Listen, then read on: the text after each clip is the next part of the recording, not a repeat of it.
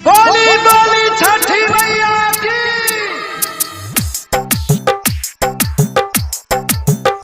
चढ़ल कार्तिक महीना बड़ा सुंदर लागे छै। चढ़ल कार्तिक महीना बड़ा सुंदर लागे छै।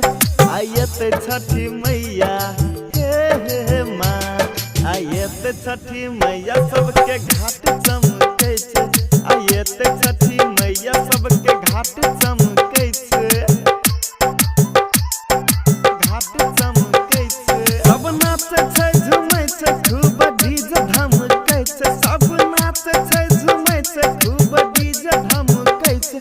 आयत छठी मैया हे माँ, आयत छठी मैया सबके घाट चमकै छै।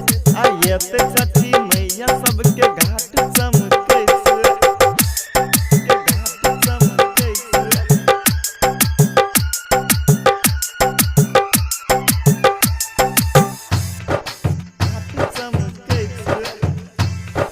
घाटी पे चारू ओर होइ छै धमाका। कोई फोड़े बम कोई पटाखा, कोई पटाखा। घाटी पे चारू ओर होइ छै धमाका। कोई फोड़े बम कोई पटाखा। कियो अपन छुरछुरी उड़ावे, छोट छोट बच्चा फूल झाड़ी जरावे, झाड़ी जरावे। सब दिन से सुंदर ई मौसम लागे छै। सब दिन से सुंदर ई मौसम लागे छै। आयत छठी मैया हे माँ, आयत छठी मैया सबके घाट चमकै छै। आयत छठी मैया सबके घाट चमकै छै। के घाट चमकै छै।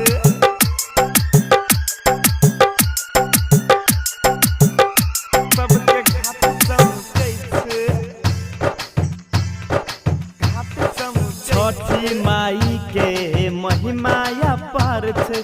भूखे पियास सब पानी में ठार छै।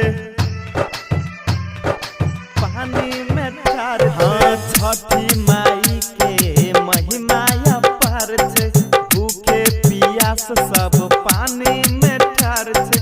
दौरा के ऊपर दीप जला के सब कियो बैसल छै आस लगा के, आस लगा के। हम प्रकाश अकेला के गाना बजै छै। बबलू बेदर्दी का गाना बजै छै।